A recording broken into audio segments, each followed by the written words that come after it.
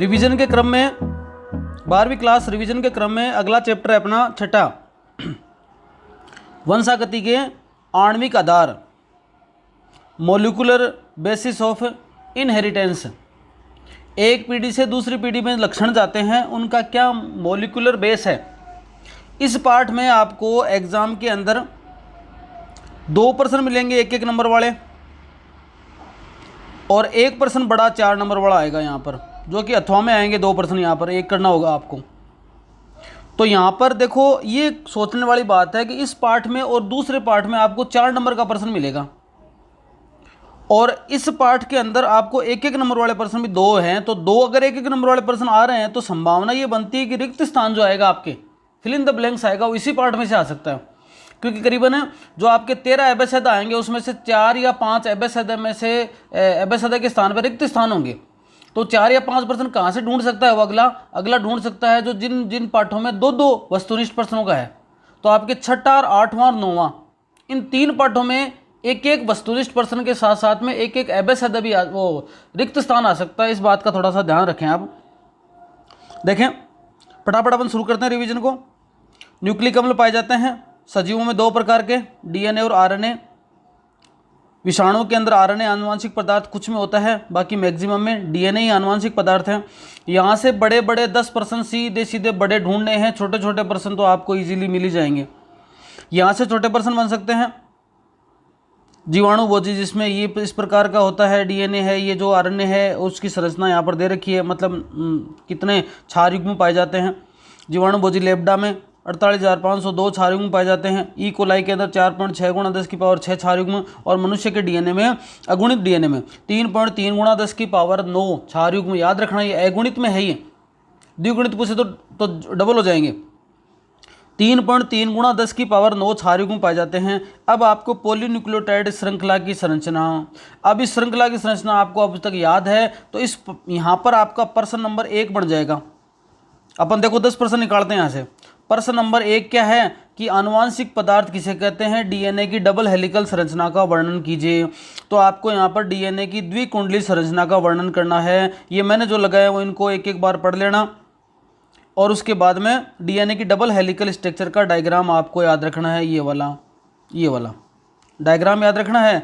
ए और टी किसके साथ, एक टी के साथ बाइंड होता है, सी जी के साथ बाइंड होता है। फॉस्फोडाइएस्टर बॉन्ड कहाँ बनता है, हाइड्रोजन बॉन्ड कहाँ बनता है। उसके बाद में फॉस्फेट ग्रुप है, वो पेंटो शुगर से कैसे जुड़ता है। पेंटो शुगर है वो आपके नाइट्रोजन बेस से कैसे जुड़ती है। इन तीनों का क्या कॉम्बिनेशन होता है। न्यूक्लियोटाइड किसे कहते हैं, न्यूक्लियोसाइड किसे कहते हैं। ए और टी के बीच में कितने बॉन्ड पाए जाते हैं, सी और जी के बीच में कितने बॉन्ड पाए जाते हैं। ये शायद मैं जो सारी बातें बता रहा हूँ वो आपके रिवीजन हो रहा है। एक पूरा डीएनए जो डबल हेलिकल स्ट्रक्चर है उसके अंदर कितनी उसकी लेंथ होती है, जो आपके पिच होती है उसकी वो कितनी होती है, और उसके बाद में उस पिच के अंदर कितने नाइट्रोजन क्षार पाए जाते हैं, एक क्षार युग्म के बीच में कितनी दूरी होती है। ये सब आपको याद रखना है। मोटी मोटी बातें मैंने आपको यहाँ पर बताई हैं। पिरिमिडिन प्यूरिन के साथ ही जुड़ता है। इनको आप जब पढ़ोगे तो आपके रीडिंग में सारी बातें आ जाएंगी। एक प्रक्रिया होती है सेंट्रल डोगमा। पूछा गया एक बार सेंट्रल डोगमा किसे कहते हैं, तो सेंट्रल डोगमा 1 नंबर वाले प्रश्न में मान लो कोई चीज़ दे तो डीएनए से डीएनए का बनना प्रतिकृतिकरण है, डीएनए से आरएनए का बनना अनुलेखन है, और आरएनए से एमआरएनए से प्रोटीन का बनना अनुवादन है या रूपांतरण है। अनुवादन का ही नाम यहाँ पर रूपांतरण है। इन तीनों को सामूहिक रूप से क्या कहा जाता है, सेंट्रल डोगमा कहा जाता है। एक प्रश्न यहाँ पर बना। उसके बाद में 1000% चांस है इस प्रश्न के आने के। कोई नहीं दे अगला कि मन में जज जाएगी, नहीं देना तो अलग बात है, बाकी बहुत महत्वपूर्ण प्रश्न बनता है। न्यूक्लियोसोम किसे कहते हैं। डीएनए कुंडली की पैकेजिंग को समझाइए। करीबन अब तक आपके 12वीं क्लास में 4 से 5 बार आ गया, तो क्वेश्चन नंबर 2 हो गया। यहाँ पर क्वेश्चन नंबर 2 हो गया, डीएनए कुंडली की पैकेजिंग, मतलब डीएनए की साइज देखो। ये जितनी डीएनए है लगभग डीएनए का कंप्लीट साइज कितना हुआ, 2.2 मीटर। 2.2 मीटर क्यों हुआ, क्योंकि अपन ने देखा कि जो क्षार युग्म कितने हैं भाई, 3.3 × 10⁹ अगुणित में देखे थे, तो द्विगुणित में कितने हो गए, 3.3 को 2 से गुणा करोगे तो 6.6 × 10⁹, और पूरे डीएनए की लंबाई कितनी है 0.34 गुणा 10⁻²। तो सब में देखा जाए तो जो जितना डीएनए बनता है उसकी साइज है 2.2 मीटर। इस 2.2 मीटर के डीएनए को छोटे से माइक्रो के अंदर भी जो केंद्रक है उसके अंदर घुसाना है। घुसाने के लिए क्या करते हैं, इसकी पैकेजिंग करती हैं। तो पैकेजिंग का क्वेश्चन कैसे बनेगा, पैकेजिंग का क्वेश्चन ऐसे बनेगा कि आपको क्या बताना है, न्यूक्लियोसोम की परिभाषा बतानी है, पूरी पैकेजिंग की क्रिया बतानी है, कौन सा यहाँ पर प्रोटीन काम करता है, हिस्टोन प्रोटीन यहाँ पर काम करता है, जो क्या करता है, बांधता है। हिस्टोन प्रोटीन के अंदर कौन से अमाइनो एसिड की अधिकता होती है, 1 नंबर वाले क्वेश्चन में पूछा जा सकता है, लाइसिन और आर्जिनिन। ठीक है, ये वाले क्षारीय होते हैं ये, इसीलिए क्या करते हैं, आपके उसको बांध लेते हैं आसानी से। तो डीएनए को आपके प्रोटीन से बांधने वाली ये प्रक्रिया है न्यूक्लियोसोम। 2 नंबर का बढ़िया प्रश्न, मतलब पूरा का पूरा 4 नंबर वाला प्रश्न आ सकता है। उसके बाद में आनुवांशिक पदार्थ की खोज किसने की, आनुवांशिक पदार्थ किसे कहते हैं, तीसरा प्रश्न यहाँ पर बनता है। और उसकी खोज के संदर्भ में आपको प्रयोग पूछा जा सकता है, प्रयोग का नाम देगा, अगला नाम देगा, नाम के आधार पर आपको वर्णन करना है। ये वाला एक एक्सपेरिमेंट हो गया, कौन सा, ये जो एक्सपेरिमेंट है ग्रिफिथ का। आनुवांशिक पदार्थ किसे कहते हैं, ग्रिफिथ के प्रयोग द्वारा सिद्ध करना है। तो ग्रिफिथ के प्रयोग में एस प्रभेद है, आर प्रभेद है, चूहों में प्रवेश करवाया गया, एक में चूहा मर गया, एक में जीवित रहता है, दोनों को मिक्स करके डाला गया तो चूहा जीवित रह गया। और उसके बाद में थोड़ा प्रयोग किया कि एस प्रभेद को ताप से मृत कर दिया और आर प्रभेद को सजीव रखा, तो भी चूहा क्या हो जाता है, मर जाता है। ये जो स्थानांतरण की प्रक्रिया है, तो आनुवांशिक पदार्थ डीएनए है, उसके संदर्भ में ग्रिफिथ का प्रयोग बताया, तो आपको इस प्रकार से बताना है। एक क्वेश्चन यहाँ से आ सकता है। आगे देखो, अगला क्वेश्चन क्या बनता है कि आनुवांशिक पदार्थ डीएनए ही है, अल्फ्रेड हर्शे व मार्था चेज के प्रयोग द्वारा सिद्ध करिए। तो अल्फ्रेड हर्शे व मार्था चेज का प्रयोग ये है, एक जीवाणुभोजी है, जीवाणुभोजी देखो, जीवाणुभोजी में एक विकिरण सक्रिय दिया S35 किससे यहां पर प्रोटीन निकलेगा। तो देखो प्रोटीन S35 और डीएनए P32, ये सारे सीक्वेंस में है। फिर आपको आराम से एक्सपेरिमेंट याद हो जाएगा। देखो अल्फ़ाबेटिकली बात करें तो डी पहले आता है, पी बाद में आता है, पी पहले आता है, यहाँ पर एस बाद में आता है, 32 पहले आता है, 35 बाद में आता है। तो डीएनए के साथ पी है और यहाँ पर 32 है, प्रोटीन के साथ एस है और यहाँ पर 35 है। एक तो ऐसी चीज़ रट लेना। 3 इसके मेथड हैं, पहले संक्रमण किया, फिर अनावरण है और अपकेंद्रण है। यहाँ पर देखा गया कि कोशिकाओं में S35 का पता नहीं चला। S35 का पता कहाँ चला, विकिरण S35 का पता कहाँ चला, जीवाणुभोजी में ही। तो पहले भी जीवाणुभोजी में ही था और बाद में जीवाणुभोजी में ही है, इसका मतलब ट्रांसफर हुआ नहीं। जबकि इसमें देखा कि पहले कोशिकाओं में डाला था अपन ने, लेकिन बाद में अपने को मिला कहाँ, जीवाणुभोजी में डाला था, मिला कहाँ, कोशिकाओं में मिला। इसका मतलब जीवाणुभोजी से कोशिका में ट्रांसफर हो गया, किसका, डीएनए का। पढ़ोगे, आपने कर रखा है, आपको आराम से आ जाएगा। इंपॉर्टेंट प्रश्न बनता है यहाँ पर। अगर न्यूक्लियोसोम के बाद में कोई इंपॉर्टेंट प्रश्न बनता है अथवा में, तो आपके वो अल्फ्रेड, ये जो हर्शे व चेज का एक्सपेरिमेंट है। अब डीएनए व आरएनए में थोड़ा अंतर, थोड़ा सा कुछ पूछ सकता है अगला। तो डीएनए और आरएनए के अंदर अंतर क्या है, तो डीएनए डबल हेलिकल स्ट्रक्चर है, आरएनए सिंगल स्ट्रैंडेड स्ट्रक्चर है। डीएनए के अंदर आपके थाइमिन होता है, आरएनए के अंदर यूरेसिल होता है ना। तो डीएनए के अंदर आपकी डीऑक्सी शर्करा होती है, आरएनए में राइबो शर्करा होती है। ऐसे आपने लिख रखे होंगे। तो वो अधिकतर जीवों में डीएनए आनुवांशिक पदार्थ होता है, कुछ विषाणुओं के अंदर आरएनए है, वो आनुवांशिक पदार्थ होता है। आरएनए आनुवांशिक पदार्थ की खोज पहले हुई थी, डीएनए आनुवांशिक पदार्थ की खोज बाद में हुई थी। ये वाला ज़्यादा स्टेबल डीएनए आनुवांशिक पदार्थ है, आरएनए कम स्टेबल आनुवांशिक पदार्थ है। ऐसे 4 से 5 है ना, थोड़ा सा अंतर आपको याद रखना है। अब जो आरएनए की बात जहाँ तक आती है, तो आरएनए का देखो यहाँ पर दे रखा, आरएनए संसार के अंदर आरएनए के प्रकार हैं, तो थोड़ा सा आगे आएंगे वो। सेंट्रल डोग्मा में देखा कि प्रतिकृति का मतलब एक डीएनए से दूसरा डीएनए, 2 डीएनए का निर्माण होना। तो एक डीएनए से 2 डीएनए बनते हैं, तब ये विधि होती है अर्धसंरक्षी विधि, मतलब आधा डीएनए बनाया रहता है और आधा डीएनए नया बनता है। इस प्रकार की विधि को प्रयोग द्वारा सिद्ध किया था किसने, मिचेल्सन व फ्रैंकलिन स्टोल ने। तो मिचेल्सन व स्टोल का प्रयोग आए तो आपको ये बताना है, ये पूरा डायग्राम आपको अच्छे से याद रखना है। एक डीएनए था, सबसे पहले को N15 दिया, ठीक है, दूसरे वाले को N14 N15 का संकरित रिजल्ट आया, क्योंकि दूसरे वाले में क्या डाला था, N14 आया। तो N15 के 2 टुकड़े हुए, दोनों टुकड़ों के साथ कौन जुड़ गया, N14। तो ये अर्धसंरक्षी विधि से हो गया। अगले वाले में फिर N14 दिया, तो इस प्रकार से दो प्रकार के बैंड तैयार हो जाते हैं। इससे ये पता चलता है प्रयोग से, प्रयोग आपको याद ही है क्योंकि मैं पूरा समझाने बैठूंगा अभी तो इस पाठ के अंदर करीबन आपको 2-3 घंटे लग जाएंगे, इसलिए मैं समझा नहीं रहा हूँ। मैं आपको मोस्ट क्वेश्चन क्या से क्या आ सकते हैं वो आपको क्लियर करा रहा हूँ। अब डीएनए से डीएनए बनने के दौरान कौन कौन से एंजाइम काम करते हैं। डीएनए पॉलीमरेज जो डीएनए की चेन को बढ़ाता है, बहुलीकरण की क्रिया को उत्प्रेरित करता है। डायग्राम याद रखना है कि प्रतिकृति किस प्रकार से होता है, एक सतत श्रृंखला बनती है, एक असतत श्रृंखला बनती है, और इसको बोलते हैं प्रतिकृति द्विशाखा। सतत श्रृंखला होती है उसमें जो टेम्पलेट की बात बता रखी है किस साइड में होता है, एक स्थान ऐसा होता है जहाँ से प्रतिकृतिकरण का शुरुआत होती है, उसको बोलते हैं प्रतिकृति का स्थल।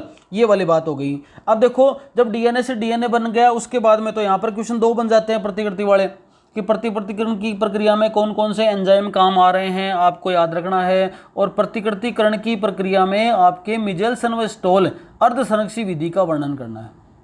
तो 2 प्रश्न यहाँ पर बड़े बन सकते हैं। 5वां प्रश्न अगर बने तो बनेगा अनुलेखन का।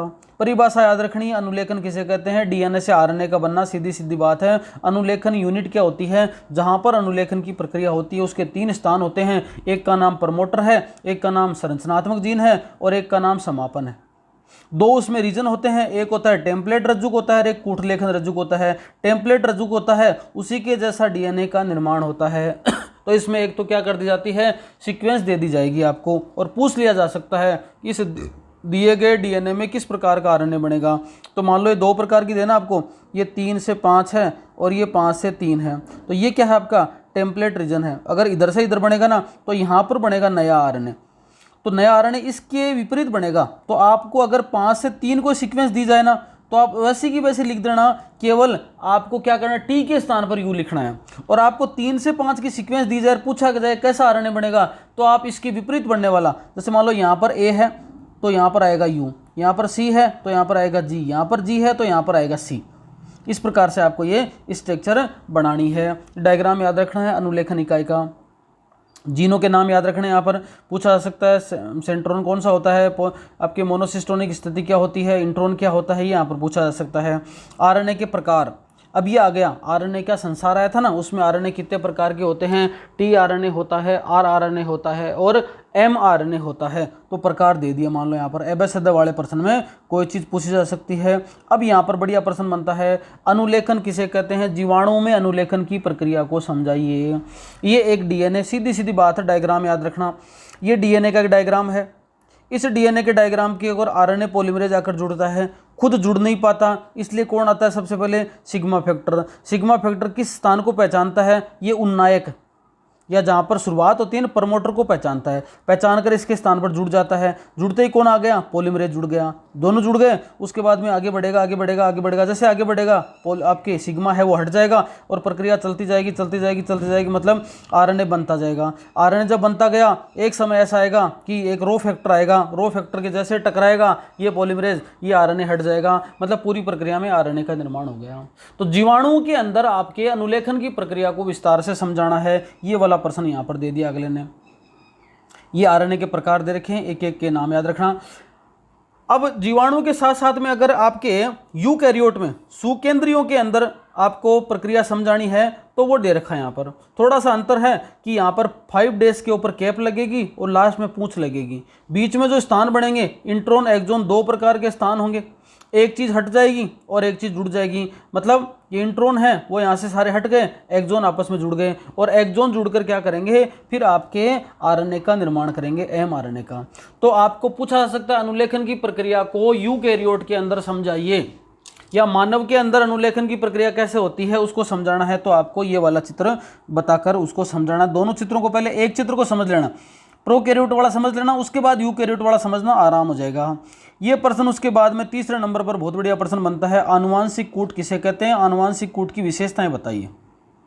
तो आनुवांशिक कूट की परिभाषा है, याद कर लेना, और परिभाषा के बाद में ये सारे पॉइंट हैं कि आनुवांशिक कूट त्रिक होता है कि हमेशा ए मान लो 3 के जोड़े में ही होंगे। ये आनुवांशिक कूट असंदिग्ध व विशिष्ट होता है, स्पेसिफिक प्रकार का होता है, कोई किसी प्रकार का इस पर संदेह नहीं है। मतलब एक जो ये कूट है हमेशा एक निश्चित अमीनो अम्ल को कोडित करेगा, लेकिन एक अमीनो अम्ल के लिए कई प्रकार के कोडोन हो सकते हैं। इसका मतलब जो कूट होता है वो अफासित होता है, हमेशा सार्वभौमिक होते हैं। धरती पर जितने भी जीव है सबका जो जेनेटिक कोड है वो सेम होता है, लगातार पढ़े जाते हैं, बीच में कोई कोमा नहीं आता। AUG डबल काम करता है, शुरुआत भी करवाता है और बीच में आ गया तो मीथियोनिन को कोडित करता है। ये वाली बात आ गई।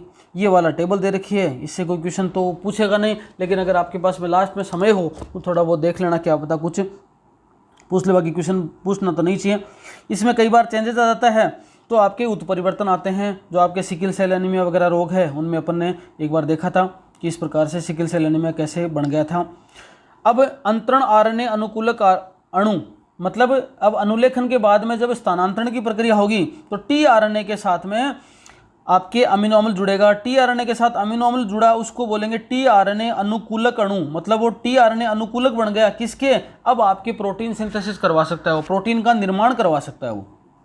तो ये वाली बात हो गई। अब इस अनुकूलक का डायग्राम याद रखना, इसकी जो संरचना होती है वो यहाँ पर पूछी जा सकती है। किस प्रकार की होती है, क्लोवर लीफ मॉडल होती है इसकी।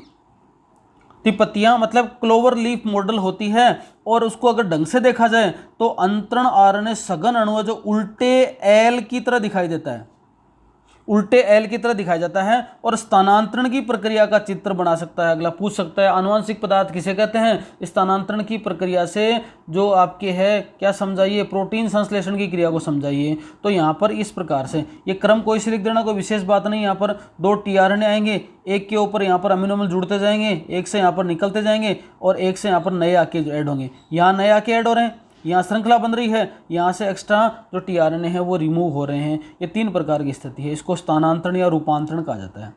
तो स्थानांतरण और रूपांतरण को पढ़ लेना है अच्छे से। उसके बाद में जीन जो हैं वो अपनी अभिव्यक्ति का नियमन करते हैं। तो उससे संबंधित 2-3 बातें हैं, क्या बीटा गैलेक्टोसाइडेज क्या होते हैं, प्रमोटर क्या होते हैं, ऑपरेटर क्या होते हैं, ये वो लाइनें पढ़नी है जो मैंने आपको अंडरलाइन कर रखी हैं। एक प्रक्रिया आती है इसमें लेकोपेरोन, LONI। लेकोपेरोन हमेशा नेगेटिवली इंड्यूसेबल होता है, ऋणात्मक उसका क्या होता है, प्रेरण होता है। तो लेकोपेरोन की प्रक्रिया में देखो एक डायग्राम आपको अच्छे से याद रखना है कि ये जीन है, प्रमोटर जीन है, आई जीन है, ये फिर प्रमोटर जीन है, ये फिर ऑपरेटर जीन है, फिर जेड जीन है, वाई जीन है, ए जीन है। 3 प्रकार के जीन हैं। जेड जीन क्या करेगा, बीटा गैलेक्टोसाइडेज का सिंथेसिस करता है, वाई जीन परमेज का करता है और ए जीन क्या करता है, ट्रांस एसिटाइलेज का सिंथेसिस करता है। ये सब काम कम होता है जब वातावरण में क्या प्रेजेंट है, लैक्टोज प्रेजेंट है। तो लैक्टोज की अनुपस्थिति में क्या स्थिति हो सकती है और लैक्टोज की उपस्थिति में क्या स्थिति हो सकती है, ये यहाँ पर इस डायग्राम से बता रखा है। आपने इसको अच्छे से समझ रखा होगा। पर प्रश्न ऐसा पूछा जा सकता है कि जीन अभिव्यक्ति किसे कहते हैं, जीन अभिव्यक्ति के नियमन की प्रक्रिया को चित्र सहित समझाइए। तो आपको ये ओपेरोन समझाना है। आज तक आया हुआ नहीं क्वेश्चन है, तो अगर घुमा फिरा के दे थोड़ा सा प्रश्न, नया कुछ प्रयोग करना चाहे तो अगला दे सकता है, लेकिन सबसे बढ़िया प्रश्न तो आपके न्यूक्लियोसोम वाला ही बनता है। मानव जीनोम परियोजना किसे कहते हैं, मानव जीनोम परियोजना में कितने लगभग 4 युग्म मिलते हैं।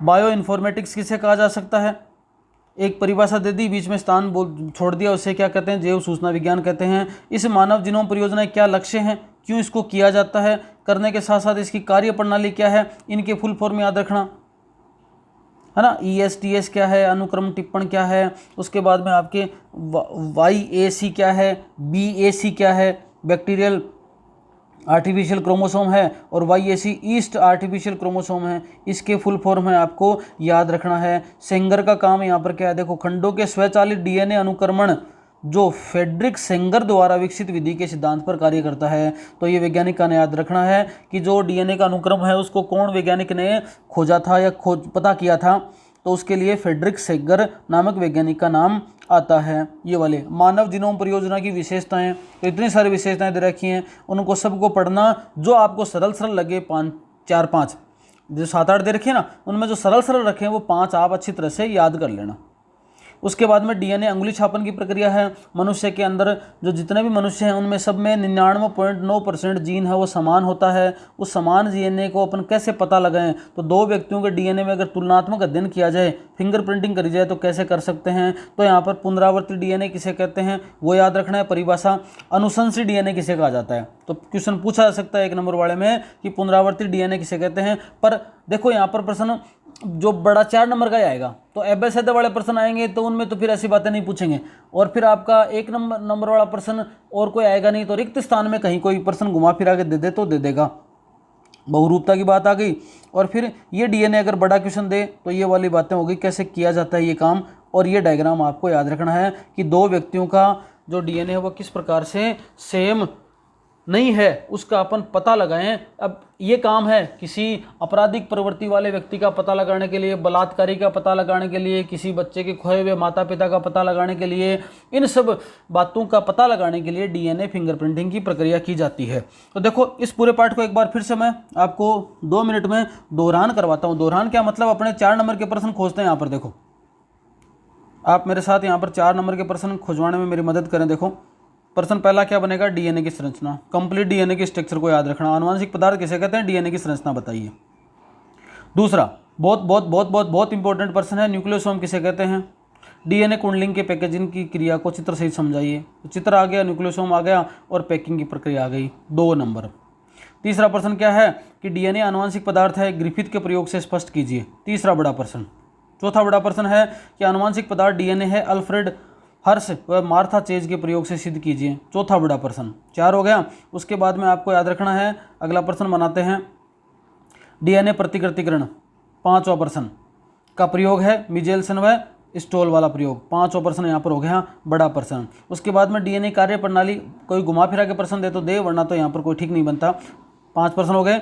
छठा प्रश्न अनुलेखन की प्रक्रिया, अनुलेखन किसे कहते हैं, अनुलेखन इकाई को बताइए तथा आपके जीवाणुओं में अनुलेखन क्रिया को समझाइए। तो जीवाणुओं में अनुलेखन क्रिया को बताना है। उसके बाद में 7वां प्रश्न बनता है, मान लो पूछ ले यूकेरियोट में अनुलेखन की प्रक्रिया को बताइए, तो 7वां प्रश्न यूकेरियोट में हो गया। 8वां बहुत बहुत बहुत बहुत बहुत इंपॉर्टेंट प्रश्न बनता है, आनुवांशिक कूट किसे कहते हैं, आनुवांशिक कूट की विशेषताएं क्या है। तो ये बन गया आपके 8वां बड़ा प्रश्न। उसके बाद में 9वां प्रश्न क्या बन सकता है, 9वां प्रश्न ये बन सकता है कि अंतरण आरएनए अनुकूलक अणु किसे कहते हैं, स्थानांतरण की प्रक्रिया को चित्र सही समझाइए। 9 प्रश्न बन गए। उसके बाद 10वां बड़ा प्रश्न बने तो लेक ओपेरोन का प्रश्न बन सकता है, जीन अभिव्यक्ति का नियमन किसे कहते हैं, लेक ओपेरोन के द्वारा समझाना है, 10वां प्रश्न बन सकता है। 11वां प्रश्न अगर कोई बनाए तो 11वां प्रश्न मानव जीनोम परियोजना किसे कहते हैं, मानव जीनोम परियोजना के क्या लक्ष्य हैं और मानव जीनोम परियोजना की क्या मुख्य विशेषताएं हैं, ऐसा एक प्रश्न बन सकता है 11वां। और एक प्रश्न और बनाए तो डीएनए फिंगरप्रिंटिंग किसे कहते हैं, डीएनए फिंगरप्रिंटिंग का क्या उपयोग है, क्यों किया जाता है,